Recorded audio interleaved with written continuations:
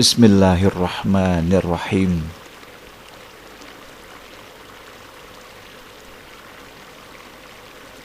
Sobat,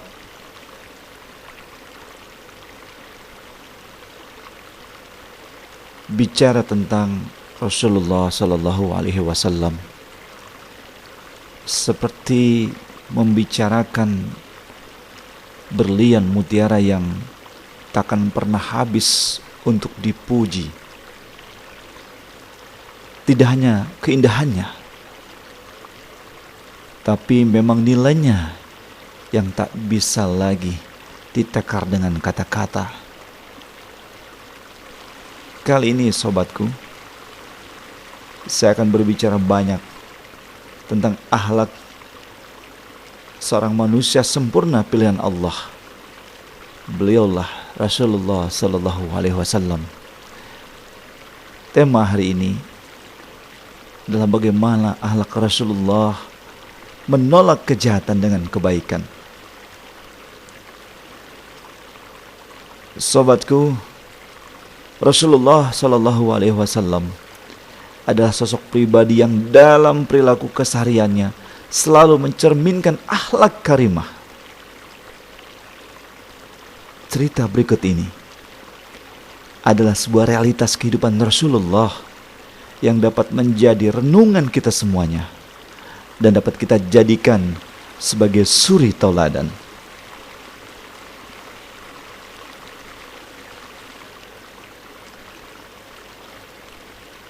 Sobatku,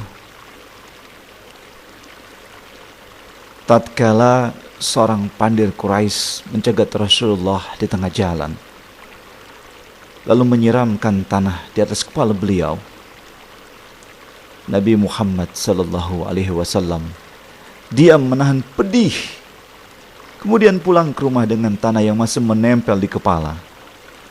Fatimah sang putrinya kemudian datang mencucikan tanah di kepala ayahnya tersebut. Ia membersihkannya sambil menangis. Tak ada yang lebih pilu rasanya dalam hati seorang ayah daripada mendengar tangis sang anak, lebih-lebih anak perempuan.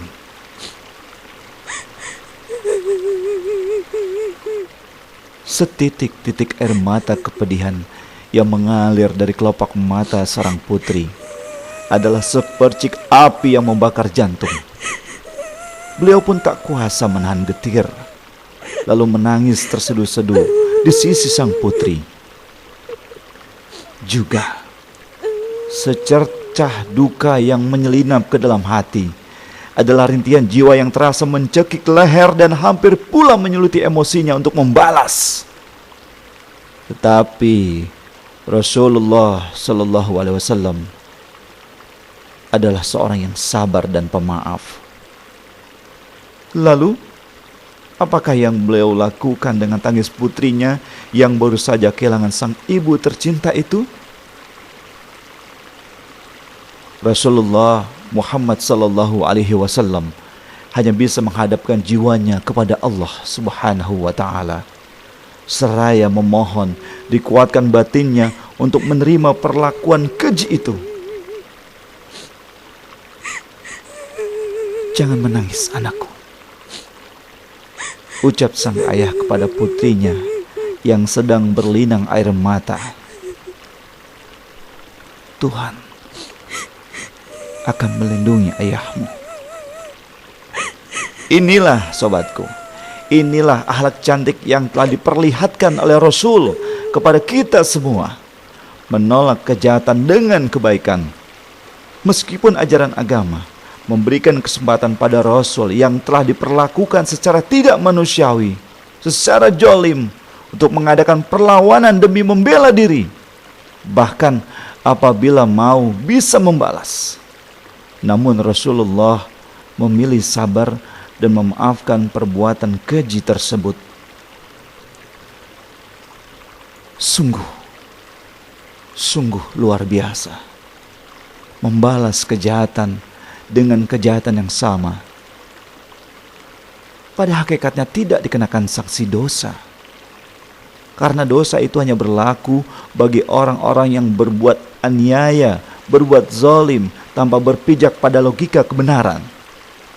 Namun agama lebih mengutamakan sikap sabar dan saling memaafkan ketimbang sikap saling membalas dan saling memusuhi.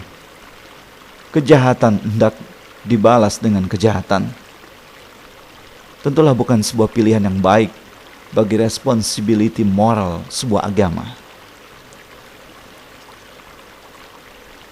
Dalam Quran surat An-Nahl 126 hingga 127, Allah berfirman, "Dan kalau kamu hendak melakukan pembalasan, balaslah seperti yang mereka lakukan kepadamu.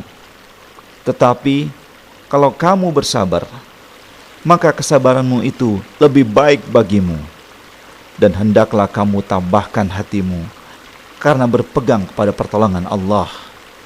Janganlah kamu bersedih hati terhadap perbuatan mereka. Jangan pula engkau bersesak dada terhadap apa yang mereka rencanakan."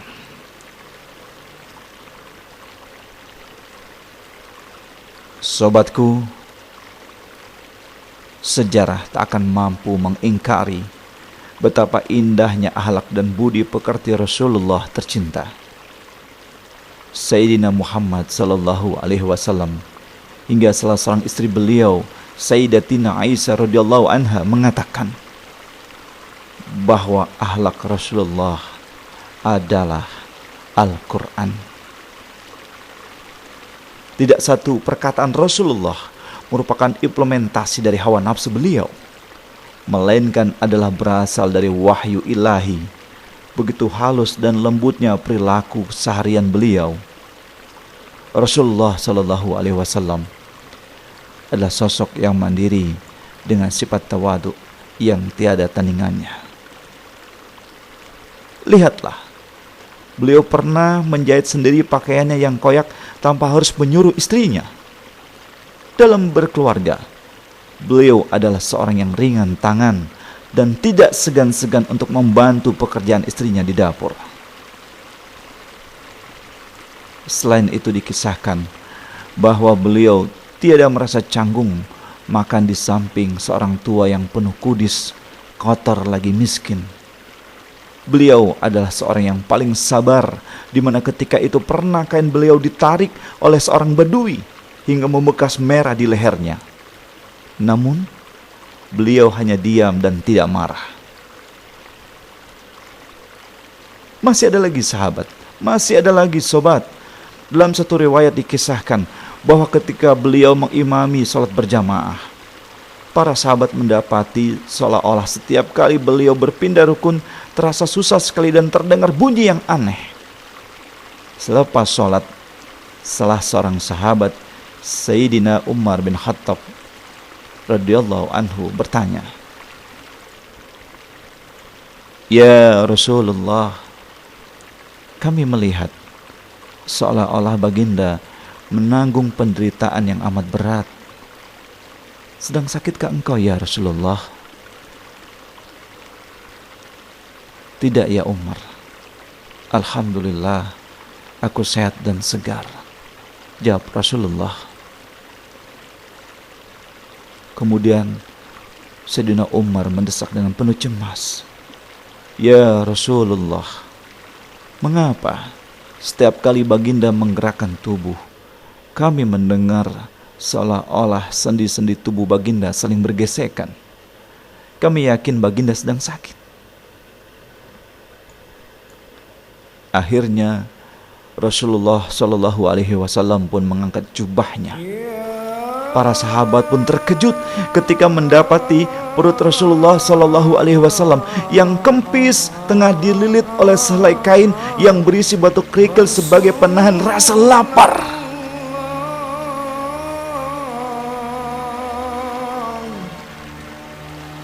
Ternyata batu-batu kerikil itulah yang menimbulkan bunyi aneh setiap kali tubuh Rasulullah Shallallahu Alaihi Wasallam bergerak.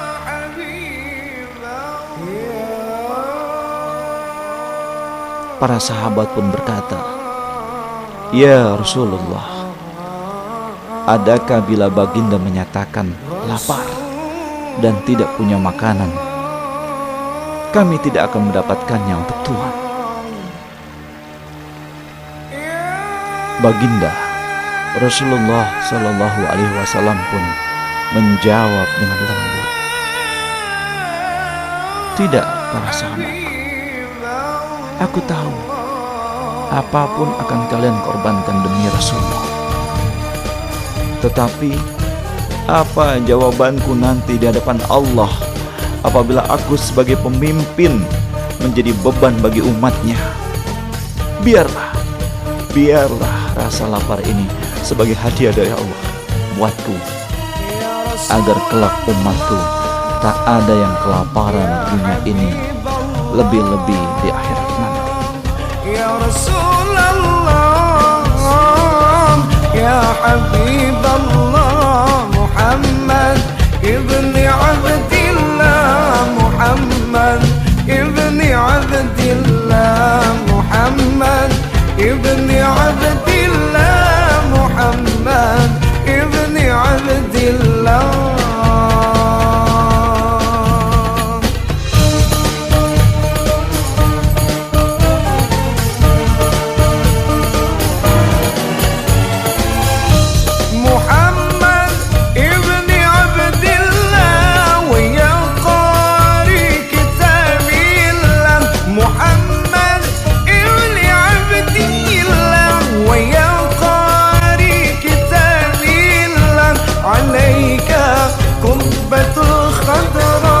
تجاهد في سبيل الله، عليك قبة الخضراء تجاهد في سبيل الله. يا رسول الله، يا حبيب الله،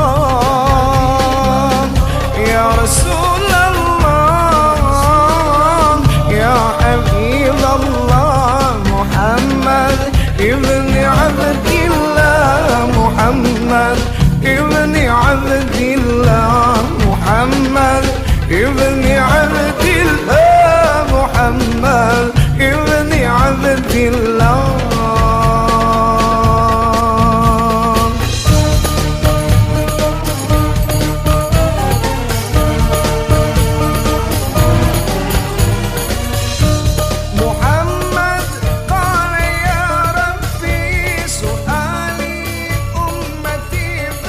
Demikian sobatku, takkan mampu kata-kata yang mengalir ini menceritakan indahnya Rasulullah Shallallahu Alaihi Wasallam dengan semestinya. Sobatku, demikianlah sekelumit kisah tentang Rasulullah Shallallahu Alaihi Wasallam yang dapat saya rangkai, dan semoga bisa menjadi perenungan untuk kita bersama. Sampai bertemu kembali dalam kisah-kisah berikutnya tentang akhlak Rasulullah Shallallahu Alaihi Wasallam. Semoga bermanfaat. Wassalamualaikum warahmatullahi wabarakatuh. Muhammad ibni Abdillah, Muhammad ibni Abdillah.